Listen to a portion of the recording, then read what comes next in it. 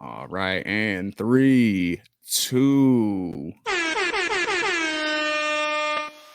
Hi guys, welcome back to Bar Exam. I'm your host, Allie Rayner, aka Al Rain on all socials, and I am here with the Bar Exam crew. We have Mr. Eric G in the building. What's up, Eric? What's the deal, y'all? What's good? What's good?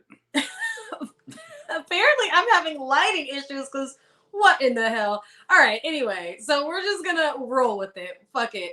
We also have Mr. Marcus TV in the building. What's up, Marcus? Yeah, I don't know what's going on with your light. You went from like super light skin to like Cuban. I know. I think I've been having problems with this outlet. I think it's the outlet just blue. But that's okay because I'm gonna fix it. So Shane, I'm sorry, I do gotta Oh, fix it. But fellas, let's hey, talk about your week really quick so I can fix that. hey, I gotta do you like roadside assistance. Can you get to a safe place? Right.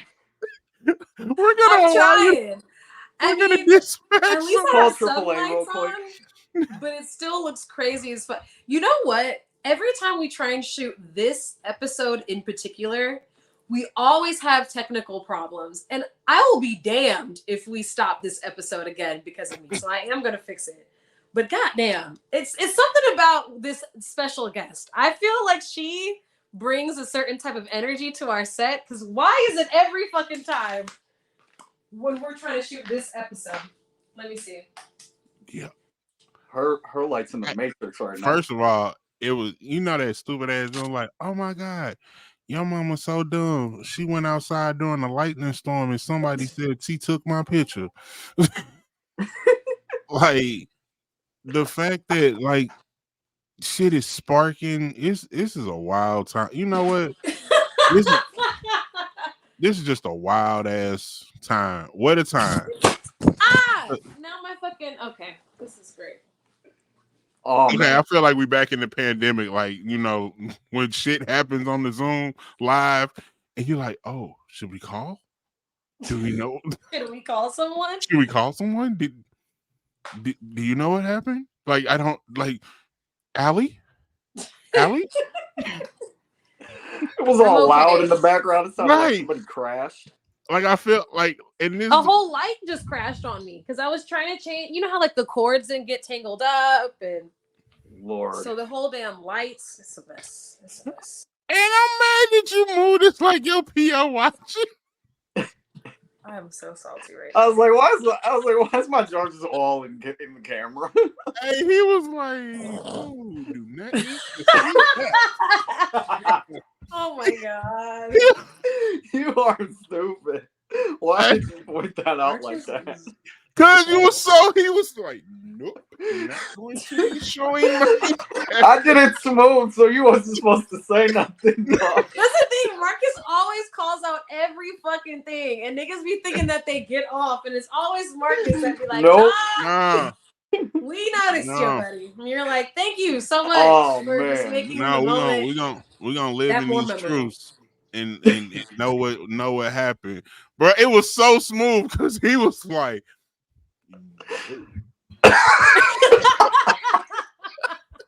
He was so smooth. Oh, He was so shit. smooth with it. He was like, "Oh no, oh no, Okay. Now that oh." Hell we no. fixed all of the lights and moved Welcome all the back to the paraphernalia out of the light. way, maybe we can actually get into this episode, okay? And it's funny because we are going to be talking about some type of paraphernalia on this show at some point today. So it's fitting that we're having this conversation. But anyway, okay, so today we have an extra special treat for you guys. We actually have a very talented artist from the DMV area here with us presenting their song today. So, coming before the bar is the single Passin by Maya Milan. Welcome to the show, Maya Milan. Hey, make some noise, y'all. What the fuck? Welcome, Let's welcome. go. Thank you for being here, Maya. Hey, y'all. I'm so happy to be here at the bar exam. You already know. Yes, yes. Okay, so before we dive into our deep conversation like we do about the bars and all of those things, let's first kick it off with a question for you and for the group. Because we already said that you are a DMV artist, we want to know, what is everyone's favorite DMV artist?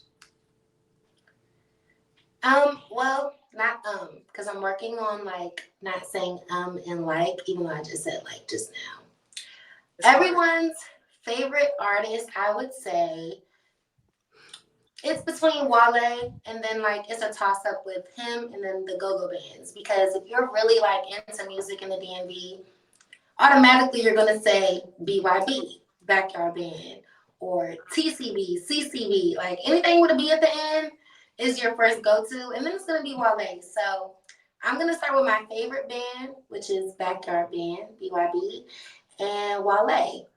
Those two DMV artists, a go-go band and a rapper, are really what like shaped the community where I grew up and also gave us inspiration and hope. So yeah. Oh, and shout out New Impressions Band because they're actually on the radio along with BYB, Backyard Band. They're nationally like syndicated. So like you've definitely heard a go-go song or you've heard sexy lady, you know, like you've heard all of that. And that's go-go music. Got you. Okay. That's actually, I'm glad that you brought that up because someone recently was talking about go-go music in the culture or whatever. And I was like, oh, wow. Like, that's just a genre we just skipped over. And I also feel like a lot of times you don't attribute it to the Black community. So I'm glad that you definitely shouted them out. And Wale. We love Wale. Everybody always claim Wale. So that's a good rapper to claim for sure. Yeah. Fellas, do you guys have your picks ready? Eric, maybe? You want to go first? Yeah, I got mine.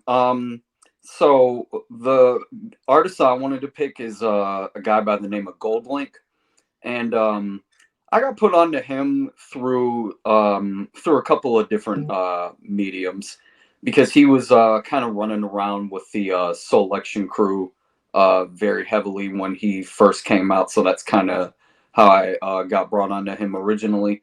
But then he had a really, really big single around the 2016, 2017 years called Crew with Brent Faiyaz, another fellow DMV artist. So that song was huge. It kind of ran that whole summer and kind of took over throughout that whole next year. And it was kind of the one to honestly catapult him from just like the DMV artist who only had a regional sound to like he was, like I said, it was pretty much getting played on the radio like nonstop throughout that whole summer. So yeah, I think for me, Goldlink is a guy that I really mess with for sure.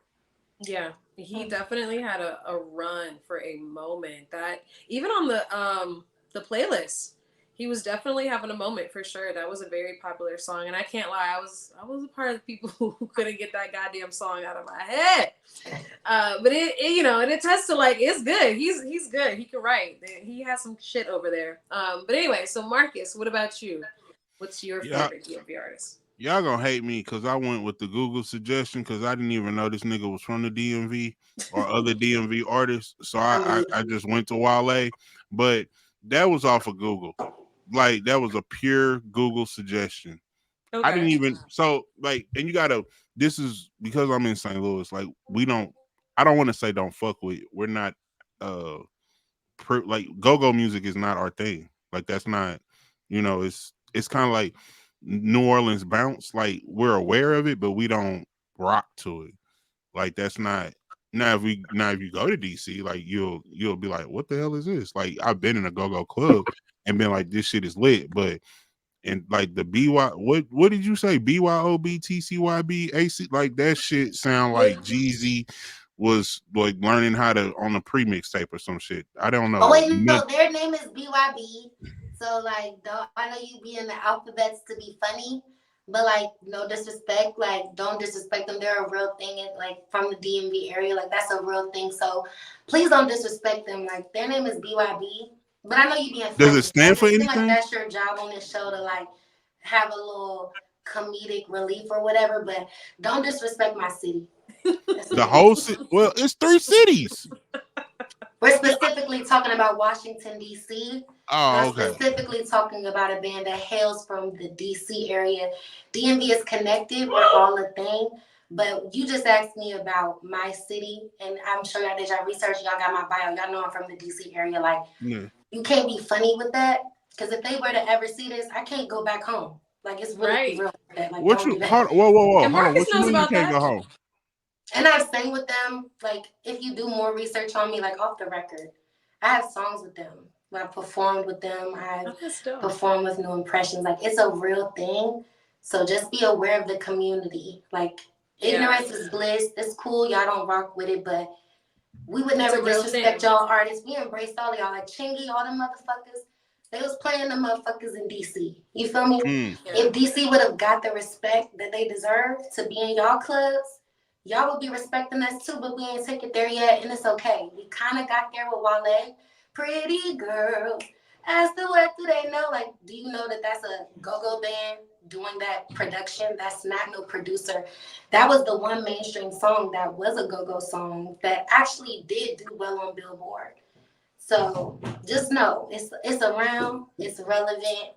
Let's just respect everybody's where they come from and they sound. And you may not know about it, but that's the purpose of this interview, right? Like, when it go viral, because it's going to go viral. Like, y'all got to, I'm a superstar. Like, I don't have all my clout yet, but I'm not doing this for no reason. Somebody going to see this shit. My city is damn sure going to see this shit. I got support. My whole fan base is in the DC, PG, VA, Be More area. They're going to be giving y'all views. Hell yeah. So, let's amen. just So, get aware, and let's not tell jokes. Let's just keep it cute. I feel that though. I feel it. We got it. So, okay. So, Marcus, don't be making no jokes about the go-go bands. Keep it cute. Yeah. It's a real Like, thing. on your head now. Yeah. No, On it's your a real head, thing. Marcus. That was. Oh, see, I'm not even gonna go there because I'm not gonna say that. But that was this. We'll go real. I'll It's put all on my. respect too, and it's I'll all put. love. Look. Yeah, I'm gonna go real This is good. corporate. This was a very teachable moment. So we'll circle back, Okay. and you know we'll keep it at a very high level. Yes, we Okay. will. I agree. Yeah. Absolutely agree. Okay, I'm fucking so with all right, that. so I'm cool with that. we got yours. We got everybody's favorite DMV pick. I haven't done mine though. I was gonna throw mine out there. So for me, it's got to be Rico Nasty. I just think that she is so different, especially for hip hop, especially for women. She's doing this funky like. How do you say, like punk rock kind of vibe, you know, and she's very much a pioneer in it. So I really like her style and just her originality. And yeah, she's been holding it down since like the 2010s, and I just see good things going on for her. So shout out to Rico Nasty. That has to be one of my favorite DMV artists. So yeah, shout out to her. Oh, and then one of the songs I forgot. I gotta mention a song. For me, it would have to be "Oh for Real" or her song with Trippie Redd called "Loser." Both of those are really good. That one. Yeah, that's a good one, right? So okay, so now that we've figured out everybody's favorite DMV artist, now Maya, we gotta talk about you. So today, coming for the bar, we are talking about your song "Passin." It has a 420 vibe, a 420 theme in there. And it recently it just recently got charted on the Amazon Music R&B playlist. So congratulations. Thank you so much. Thank you. We're going up. Yes, absolutely. So you know, like I was saying, it's probably making some waves in the cannabis community. So can you tell us a little bit more about like the inspiration behind the song and like what message you want listeners to take away from it? Okay, well, hey listeners, if you're watching this, well, I know you are. It's your girl. Passin actually was one of my records that really just wrote itself. I had caught a vibe out LA. Shout out to the Capo. He's the producer behind that. I was out there recording and he just sent me a pack. And I'm not gonna lie, I had just got back from a dispensary and I always said like, you know, I think what's missing in my catalog is just one of them roll up, chill out type of songs. And because I already have situations where I've been like high off of weed, because like Janae said, only drug a bitch is on is the tree. Okay? Yeah. Nobody's on that. But I've always wanted kind of just like a 420-esque type of record. So really when I heard the beat, it wrote itself. And I just took like, a few inspirations from me, some of my homegirls, like, it'd be crazy to say you like passing on a nigga, like, versus, oh, I'm smoking on my X-Pack. Because, we've heard that before. I haven't heard someone say, I'm puff passing on you. Essentially, when you're in a cipher, 1, 2, 3, 4, or maybe 2, you're passing on something. So I just felt like it would have been cool in that moment to kind of make a heartbreak record / I'm gaining my independence to I'm getting high while doing it. Because, like, you associate drugs with, like, not being on point. But this is for all my functional drug addicts who just go through life one puff at a time. You feel me? And you may have a bad day, but when you get home, you hit that blunt, everything is going to be okay. Like, what was I mad at again? Or what's that nigga name? Like, that's the vibes of Passin. So it's to ease your mind and don't smoke and cry. Smoke and feel empowered. Inhale and exhale whatever bullshit you're going through. And that is the message of that song. Or at least I hope it reads off like that, because that's how I meant it. Okay. Yeah, it's definitely coming off like that. And it makes sense, like, now that you're explaining the metaphor and stuff. I just love how creative it is, because it feels like people should know to write something like this, but you just don't get it. So I love that. I also love that your pen game. Like, I think that that's another thing that I don't know if just people in the industry feel as though, I don't know, like once they get on after a certain point, they don't write as much, or they feel as though they should just buy their records and stuff. But like, there's real thought behind your pen game and stuff. So I definitely. It is. Thank you. And it means so much to me that you noticed that, because it's taken a lot of work, and I have songs that have been absolutely trash. Like the very first song I ever wrote, and I'll never forget, but I was like 6 years old, and I was like, are you down for them booty licks? Are you down for another chick? Like, I thought booty licks and another chick rhymed. So I went from booty licks to passing on you. You feel me? Like, but it's taking time.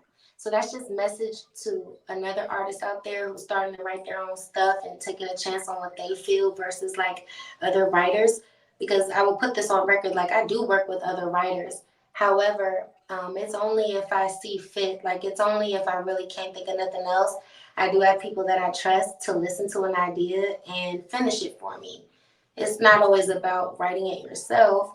It's really about the betterment of the record. But like I said, just to piggyback, like just to go back to Passin, like that song wrote itself because I was inspired. Like, it didn't take anything. It just, I heard the beat and it was what it was. But that's not always the case with every song. You know what I mean? So just always trust yourself. And if you do have people that you can trust and get like ideas from, do that too. Because your first idea is not always your best idea, but still get it out. Because someone else will be able to take that and then, go off of you and create something even more amazing. So yeah, that's absolutely true. I've definitely heard that from a few artists, that their biggest problem a lot of times is just them holding themselves back and just not having fun with it. And it sounds like you're still having fun with it. yes, thank God, because this industry will make you not have fun no more. It'll make you not want to do this no more. But really, that ain't happened to me. And then even if it tried to happen, like, listen, I just feel like it's in you, not on you. Like, at the end of the day, if you really are meant to do this, like, you're gonna see past the bullshit. So yeah, That's real. Hey, Maya, when did you start smoking, and when did you find out that you could start incorporating that into your artistry? that's such a great question, because believe it or not, as much as a smoker I am, because I'm real about mine, I actually didn't start smoking until college. I used to be scared to smoke. I grew up in a very strict household. My grandparents raised me 7-day Adventist in church every day. Like, you smoke weed, you're going to hell. You do this, you go to hell. Like, I promise you, I would be burning up right now. All of that was really true. Is that But the like, you people gotta that you get can only wear a older. dress? Huh? Is that the people where you can only wear a dress? I'm not being. Yeah. I'm asking for clarifying to make sure I got the right group of people. Well, I mean, Like not that's really more everything. so like I would say Muslimas. 7-day Adventist is more so just dress modest, and if you are gonna wear a skirt, knee length. If you need, they really prefer your ankle, but like knee, ankle. The more gist of it is that they just go to church every single day. There's no days off. They believe that they can take something from the word every day versus trying to just cram it in on one Sunday. You go to church every day. So you grow up like pretty much everything that I lived applied to the Bible. So you can only imagine that certain things that like were taboo back then that are normalized now, that was like you are going straight to the pit. Like, you feel me? Like, it's just so crazy how the world is now versus how I grew up. I just say all that to say, with those beliefs and those thoughts, when I got to college and I really got on my own, that's when I started like experimenting with marijuana specifically and alcohol, but not really so much alcohol. It was really just like hitting a blunt. Like that was the normal thing to do, like in college. So I wanted to fit in, and all my friends were doing it. And then who would have known I would have liked it? Like, oh shit, like I actually like it. And then I can be functional and still sing and still do what I need to do. I do have to take care of my voice though. Like it's not like I just go smoke before a show. Like I am very strict with myself as far as like that habit, because I believe in preserving the gift. Of course, smoking is really a leisurely thing that I do, but when I have a show or I'm getting ready for a show, it's really just eye on the swivel, make sure you're on point, no smoking, water, tea, the whole nine. So I'm not trying to glamorize weed in any type of way. You do it for you, and just learn how it works for you. That's all I gotta say. And for your second question, it took a while to incorporate it in my music because even though I did start smoking in college, I went to college in 2014. I didn't really start singing about weed until 2017 because, like I said, it was still taboo, really, for me, because my image, especially in the DMV, a lot of kids look up to me, a lot of women my age, people just have this thing on me that is like, role model, role model. So I never really tried to exploit that until I got a bit older, let's say like 25. I just started to not care and live for myself because I realized you can't put people on pedestals. My own mama not on a pedestal. Daddy, like your family. You gotta not think of people as heroes. More so just people that are normal, regular people who maybe did something you just respect in life. You can have admiration for people, but you don't have to really try to follow in somebody's footsteps and make it seem like they're better than you in any type of way. That goes for celebrities, family, friends, whatever. Everyone is a human being. It's just someone may have got a little bit more further and did a couple more things you didn't do that you look up to, but take away from every little thing that someone did and then just make it your own. Don't try to be nobody. And that's my message. So, yeah, I do this. I may do that. I may like to enjoy a little this, that, and the third. However, do you though? Because I don't know if it's going to work for you the way it's working for me. Period. True. Very true. Now, it's interesting that you said that you are open to people changing and growing, stuff like that, because I actually wanted to get a little bit more into your lyrics of Passin, just so that like people at home, so they can actually see like what the creator was thinking when they were writing it. So it's interesting that you say that because it kind of sounds like in the song you're giving up on this person that you were talking to? Because you say, I thought I knew you better. And then of course, I already told you, like, your pen game is crazy. So you said, thought we'd roll through the woods together, but the high couldn't last forever. And it's dope because it is that double entendre of the weed, you know, backwoods, and the high couldn't last forever. I love that. But then at the same time, you're like actually talking about like a relationship of like, I thought I knew you better. So yeah, like, is there anything else that you could just add? Like, how did you even think? I don't even know how you thought of doing both of those things at one time. Man, all I'll say Love to is play on words. it just Right. because I've been working on my pen for so long, like it was important to me to make this song as artistic as I could, but still not like be extra or do too much. When you see backwoods, all I smoke is backwoods. Anybody that know me, backwoods. You feel me?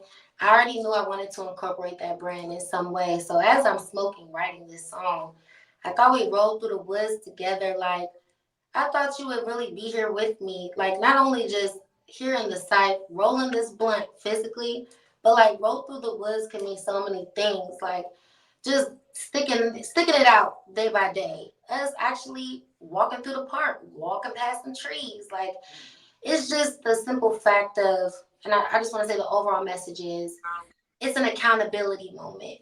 I think when people go through things, it's more of like a woe is me. I thought we would do this and now I'm about to kill myself. I could have never thought I could live without you. In that moment, it's like having that high is more so like a clarity and more so to tell the people like, okay, it's okay to realize that someone that you may love is just not good for you, but you can still love them. It doesn't mean they're a bad person. It just didn't work out for you. So in a way, I tried to like incorporate that and just make it seem like, okay, even though I thought we would do this, at the end of the day, the high ain't gonna last forever, which is a saying like nothing lasts forever. Glorilla said at the end of the day gonna end. It's just learn to have that moment where, okay, beautiful things, sometimes they end. And if you were able to keep them, that's amazing. But let it go though. Everyone always lets it go first and then it come back. So just getting more people comfortable with the idea of like letting something be beautiful, but then also realizing like when it's just not no more, like, and it's still okay. Just like hit a blunt and go live your life. That's really the whole point of it. I feel that. I definitely feel like I've had to tell a few friends, like, bro, just girl, go hit this blunt and please stop talking about this, man. Right. Because what you Like, gonna I do? need you to just, yeah. So sometimes it will help a little bit. I'm definitely a stoner. Definitely. We're definitely stoners on here. You already saw Eric was lighting up. I'm about to light up. So you know that I left my we blunt in really the car, fuck with but this song. my face blunt, the vape. It works. My 50 cigarettes in one. Right. But I also really quick, Okay. because we're talking about that freaking that line in particular. I also am like, how the hell did you think to keep this line going over to the next? So when I say that, I mean, you say, though we blaze through the fall, ling trees that we build from. I'm like, how did she think to keep the thought going from do you know what I mean? Like you could have Allie, just do you ended sing? it. Do you sing? No. Not at Okay, all. good. Okay, so I'm having a conversation with someone that's truly on the outside looking in. All right. Yes. So any writer on here gonna feel me. When I say the beat wrote itself, hearing the beat, sometimes the melody of the beat can kind of just tell you where to go, right? The continuation only happened because I just heard something in the beat that was like, let me finish this sentence. And I was able to like play off of that melody and roll the beat. That's what it means when you say, oh, she rolled the beat. Like I literally just stayed on that top melody and carried it out.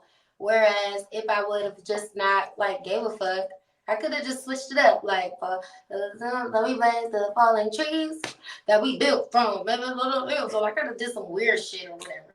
But the beat was telling me to do that.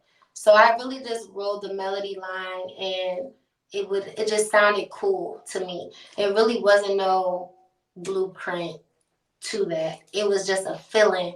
And that's why I'm so happy you feel it, because that's naturally like how it came out. It really wasn't no real thought. It was just like, oh shit, okay, the beat going here. Let me just finish my thought. That was it. Okay. I think that's why I also kind of like R&B more, because you can do fun artistic stuff like that. And I hear that a lot from R&B artists, where they say that they listen to the song first and then they're able to find their melodies, and then where they feel like words are right and where they're not. Whereas like with rappers, it sounds like a lot of times it doesn't matter what beat it is sometimes. Like it seems like it doesn't matter. They can take what they're saying and just put another beat in the background. Whereas like with R&B, it doesn't seem like it can transfer over the same way, you know? Yeah. It's a little bit more technical, but I will say with rap, it is also tough, because with rap, you're more so focused on your bars. Like, they really do have to think about what they have to say. That's where I feel like, you just can't even compare them, because while rap, they got to think about how that bar, like, only thing that really make rap tough is the double entendres and the metaphors, if you think about it. But when you go over here to me in the R&B, I just sold you on just how I held something out and sang it. It sounded sonically pleasing to you, but I could have said, falling trees where you ate my asshole back and forth. If I sang it pretty enough, you would have fucked with it.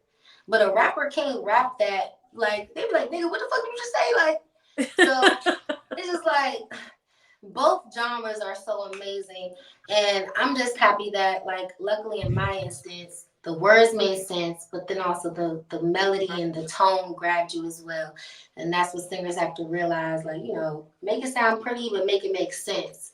Y'all niggas rapping and bitches rapping, hit the bar. Give me the punchline. That's what I'm looking for. So. Yeah, very true. Yeah, you got a good point. Okay. I'm trying to think if there's any other lines from here, but that one was definitely my favorite. I just love the whole concept in general. Mr. Marcus, you seem kind of quiet. Do you got any questions for Miss Maya Milan?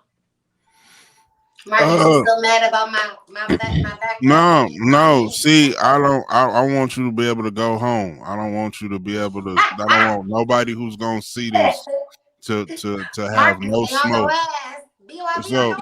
I'm kidding. So actually, you know what? I'm gonna let you. You can pick my question. You can go level 1 or level 10. Like how you can jump down this rabbit hole. You want to get some wild and crazy question, or you want me to go mild? Like you pick 1 through 10 on the level of question that I give you. This is your choice.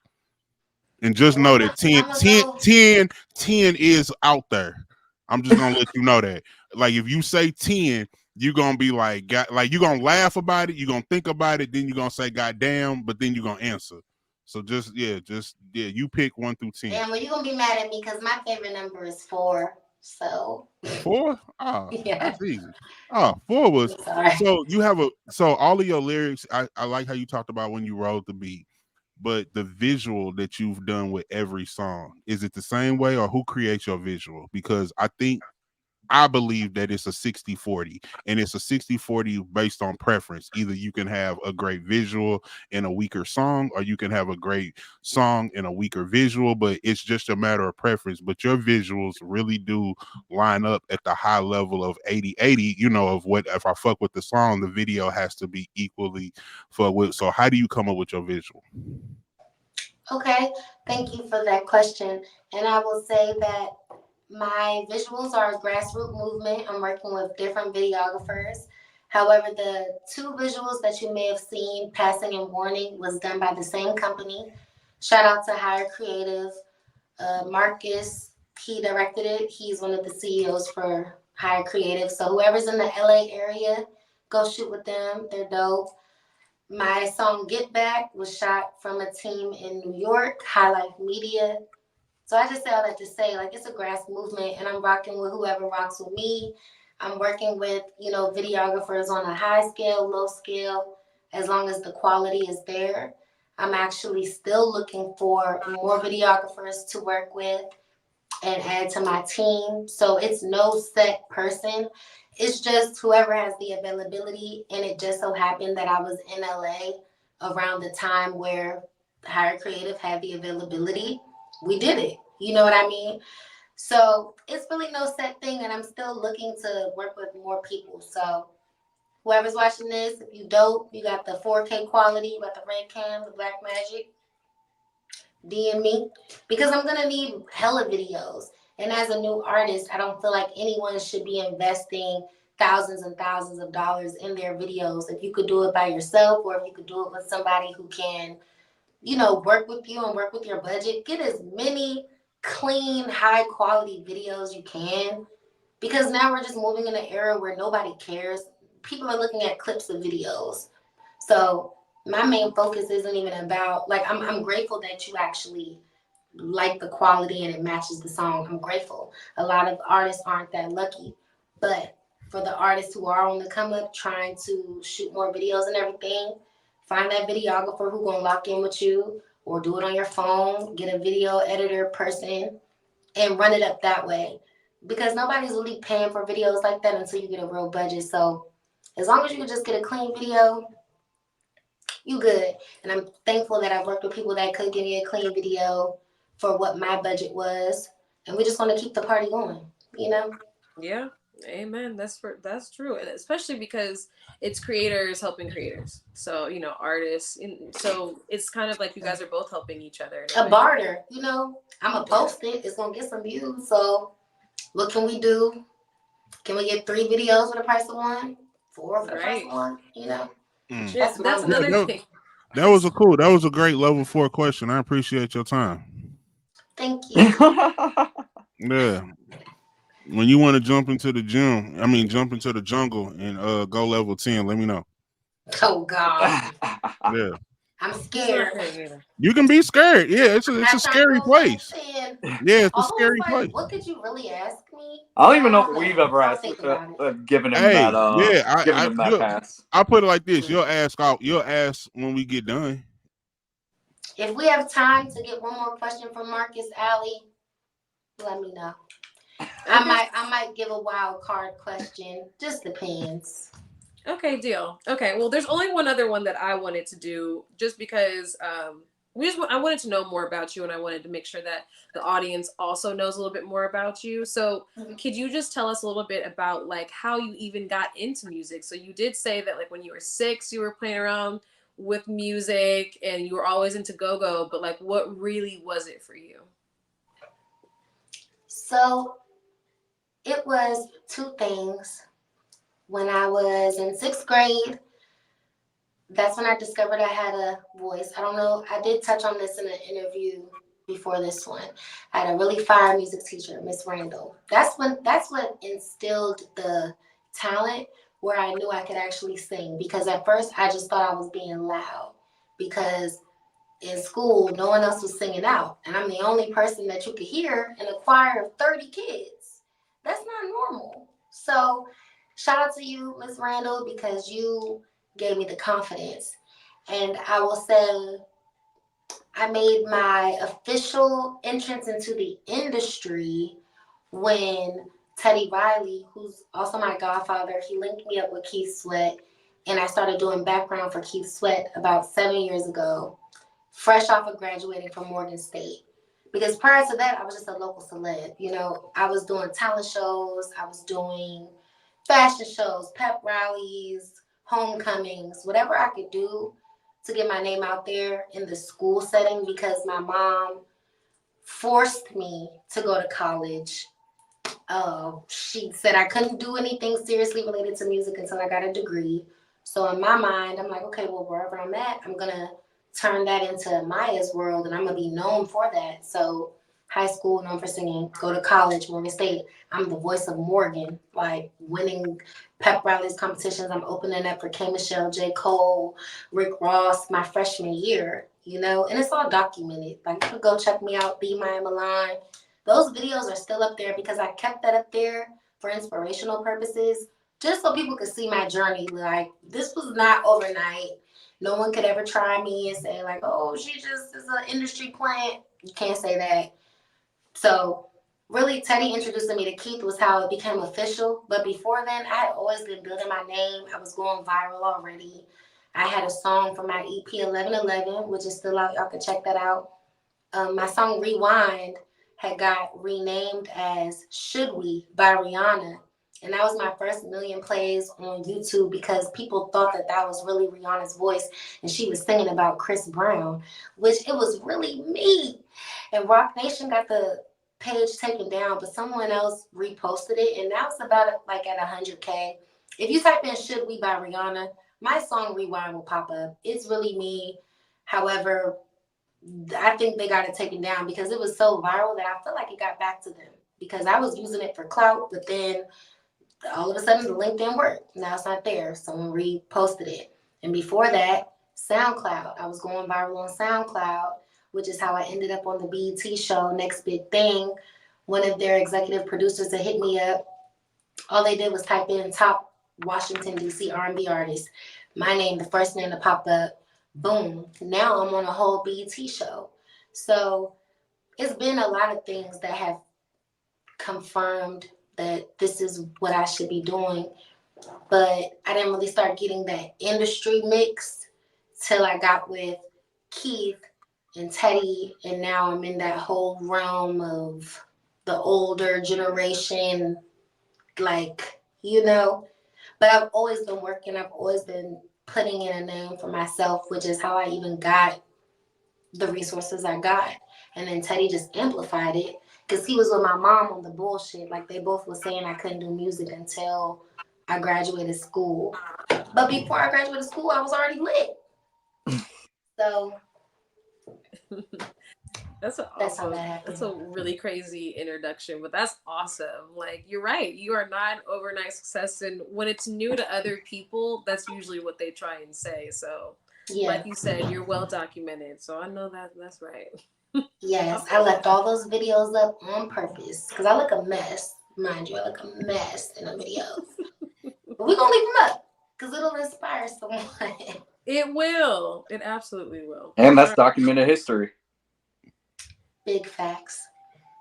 Exactly. That's not small. So okay, well that's all of my questions. I think we got time for Marcus though. Marcus, you got another question? Oh no, that's not up first. to me. Yeah, that's not up to me. Okay, yeah. Here, let me get one in first. Let's let Eric have one more because we don't know. Yeah, because I just got a simple about one. to happen from Marcus. Yeah, because I just got a simple one. All right, so not like what is the biggest moment that you've experienced on tour. You could say the biggest, but really what I want to know is to you, what is the dopest moment that you've experienced being on tour before? Can we pick which tour? Because I did just do the Raw Wave Nostalgia tour that wrapped back in November. I was on tour with him, his only background singer. And then now, of course, well, not now, but Keith Sweat indefinitely, last 7 years. So are you talking about the dopest moment with the oldest nigga in the game or the youngest nigga in the game? Let's go with the older one, the one you've been with longer. Okay. I will say the best moment that I've had being on the road with Keith was when we did the Legacy tour and we were opening up for New Edition. It was Tank, us, and Guy, and Teddy Riley, of course. On our set, I actually did background for Guy and for Keith on that tour. But it was dope because I had a little moment, which I did post on my page, just on my reels. But before I did a solo moment, let me back it up. I did a rendition of As We Lay by Shirley Murdoch. And Teddy and Keith had me recut the song. And they felt really strongly about me singing it. And they were going to release it. It probably still will get released. It's just so much has happened since then. But at the time, that song was going to be released. And they gave me a moment on the tour to do that song as a solo. But before I did the song, Teddy introduced me and he called me the queen, the new queen of New Jack Swing. And I don't know if you guys are familiar with New Jack Swing, but New Jack Swing is what Teddy and Keith both started in the Harlem not Bronx, but in the Harlem projects outside. You know, they've known each other since BC, before Christ. You feel me? Like they've known each other for decades. So to be a young queen and filling in the footsteps of people like Cut Close, Athena Cage, Jackie McGee, Shirley Murdoch, you know, it meant a lot to me because I didn't really fully grasp the significance of it because it is from a different generation, and that's stuff that like my mom and aunties were like, "Oh my god, like Queen of Bill Jack Swing."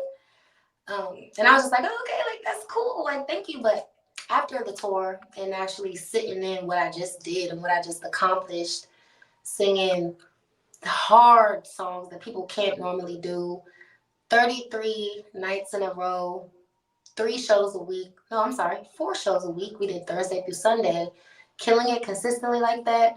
And then to get my flowers and get awarded with my own segment before Guys Set to do one song.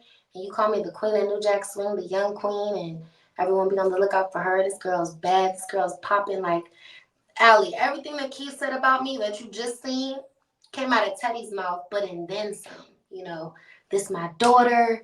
Don't like, it was given like, don't play with her. So that was just a moment that I took in because I know it's not normal. Like, that's not no normal shit.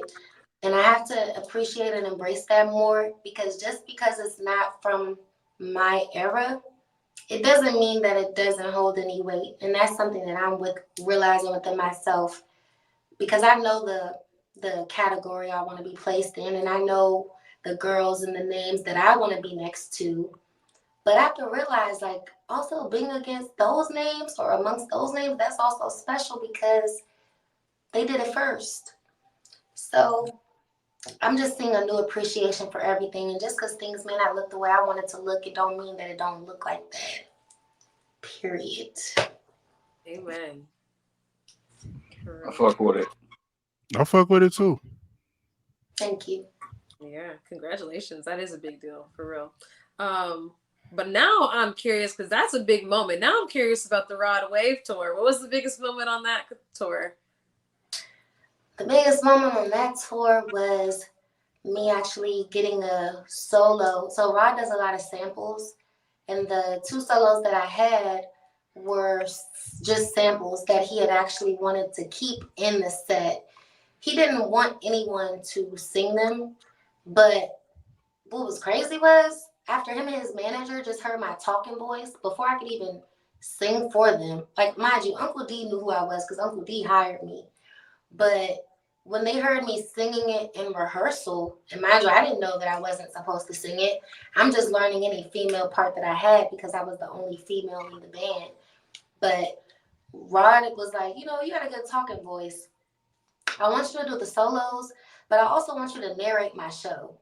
So literally in the second act of the show, which is also on my page, I came up with a whole phrase, a whole paragraph of what nostalgia means to me, which was the name of his album. And I wrote what nostalgia means to me, and I recorded it, and then it became the audio for a whole video montage of his whole journey. And they put what I felt like nostalgia meant to me under that video montage that played right before he jumps off of the buildings, which you guys probably seen going viral when we were on tour. When he did right before Come See Me, and he jumps off of the window, my voice is playing, and it's a whole recording of me talking about what his album means to me. And it was just crazy to hear my voice amplified like that in arenas while I wasn't singing. And it just tapped into me like, oh, I got a whole voiceover bag up my sleeve. Like, let me find out I can start doing voiceovers. Like, it just unlocked a whole new superpower because I used to get bullied for my talking voice. People used to say my talking voice was annoying, which is why I used to sing so much because I used to feel like, well, they'll like me if they hear me sing this song. I won't even talk. Like, people used to think that I was autistic because I would not like to speak. But really, it was my brother, Jeremiah, who's also lit. Check him out, Jeremiah Josie. He's an autistic pastry chef, super lit on Steve Harvey, Christina Tosi. Like, he's super lit, y'all. And that's just like a whole nother segment. But I used to be scared to talk. I wouldn't want to like have conversations, so I would sing. So it was a full circle moment because someone actually liked my voice enough to put it on their video and in front of the world. Like, my voice been heard by at least 1 million plus people, all the arenas we was in, and I've just never had no one care about my talking voice other than my singing voice. So that was dope, a dope moment for me. Yeah, that sounds really dope. And like you said, like you became a part of his show in more ways than one. Like how dope is that? So that's awesome. Yeah, Those it was are crazy. some big ass moments for real. So I'm glad that you shared those with us for real. Thank you very much. Thank you for asking. Yes. Okay. So, all right. I'm nervous. I don't know, Maya, if you want to answer one more question from Marcus. I think me and Eric. I got one more question from my phone Ah! This shit writes itself. I swear. My phone about to die, so make it quick. Oh, Hey, you got you wild for that one. This has been a whole lot of gems. So you got it level. You want level 10?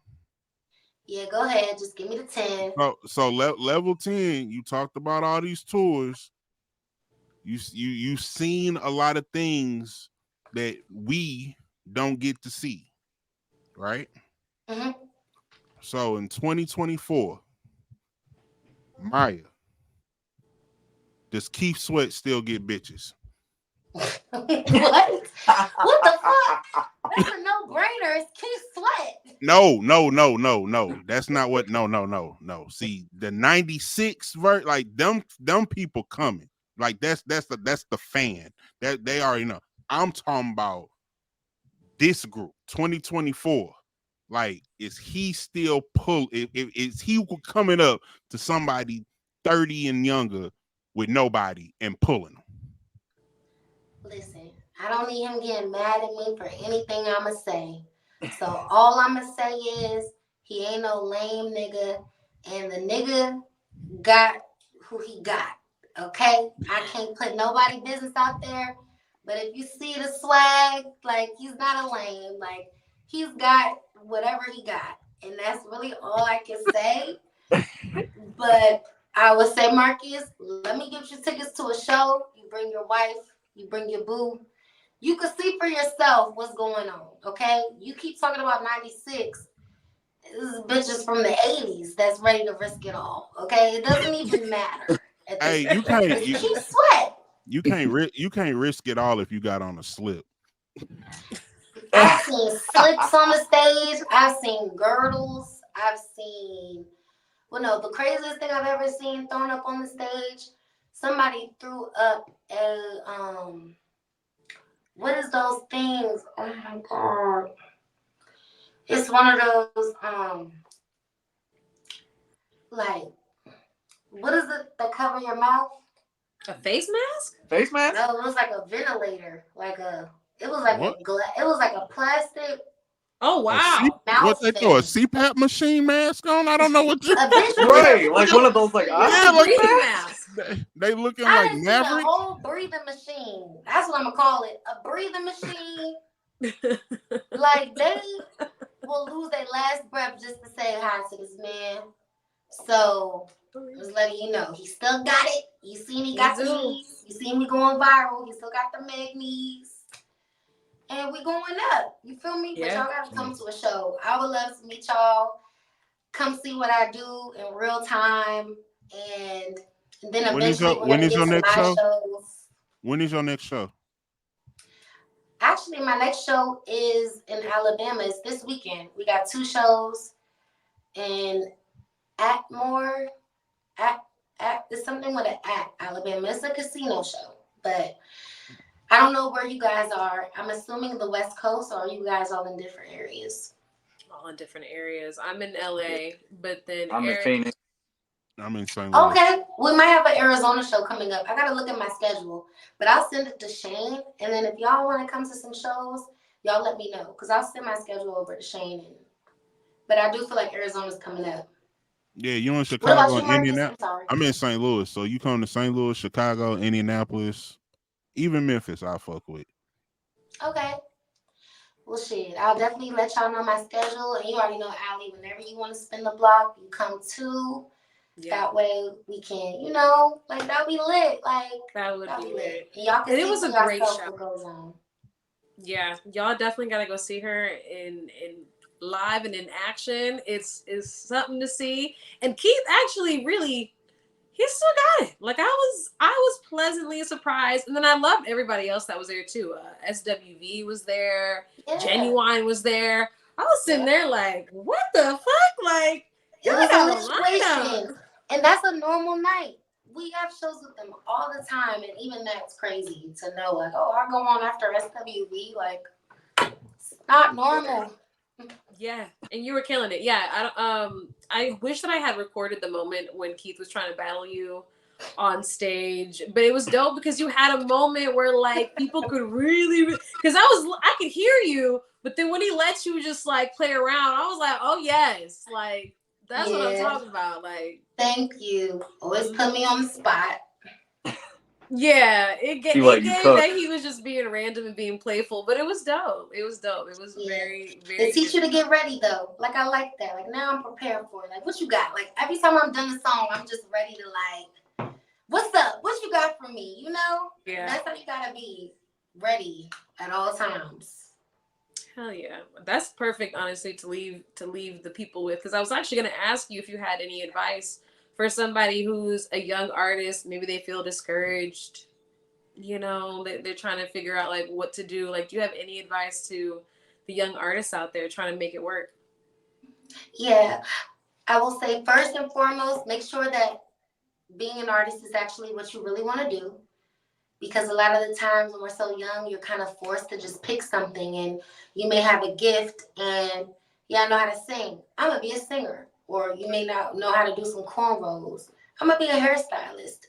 Take the time to know that with every profession, every career, is some bullshit with it, right? And are you willing to put up with what it takes?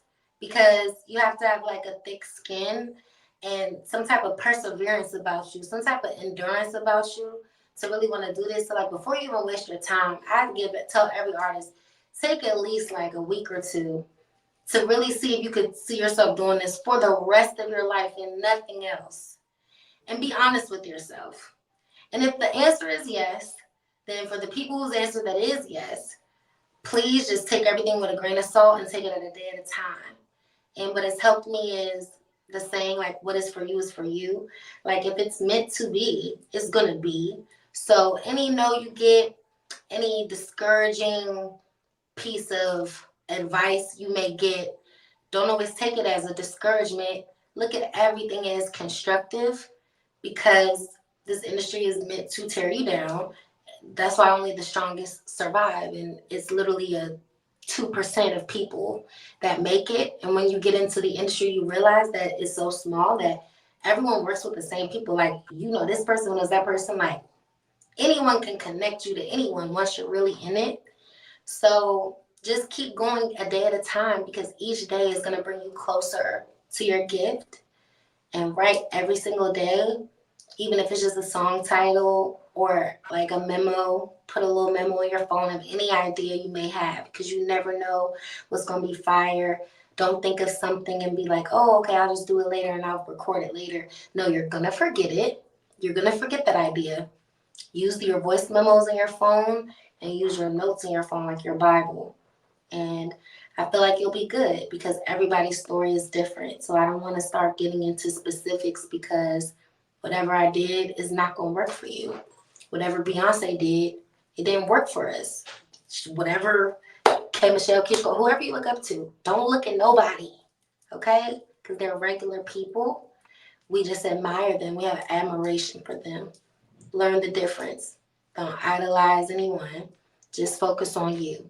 So that's to the people that's really trying to do the shit for real, not just the people that you're cute and somebody says you know how to sing, or someone said, I like that one bar you came up with and you think you can rap. No, baby, you're not going to have a good ride. It really has to be inside, not someone telling you. That's it. Amen. Amen. Perfect. Thank you so much. For real. Of Everybody course. go check out Passin by Maya Milan. Go check her out on all the streaming platforms. Run it up. She's also on YouTube. She dropped a video for Passin. So definitely go run those numbers up for your girl. And then we also have you tagged for your Instagram on there. So check her out at Maya Milan Music on Instagram. I'm following back and join my channel, the Milanianas and O's. That's my core group. Yeah, y'all gonna be getting the exclusives, and that's in my bio. So when you follow me, subscribe. And I'm following back. I'm like, you see, I follow 4,000 people. Like, you really think I'm not gonna follow you back? Like, come on. I'm not with all that bougie shit. We love it. We appreciate it. All right. Thank you so much, Maya. Thank you so much for being here. And yeah, Bar Exam crew, thank y'all for being here as well. I think that we got it all. So we will see you guys on the next Bar Exam. Check us out every Monday on the Ethos Media Network YouTube page and the Patreon. And we'll see you on the next one. This is Bar Exam. Bye, guys.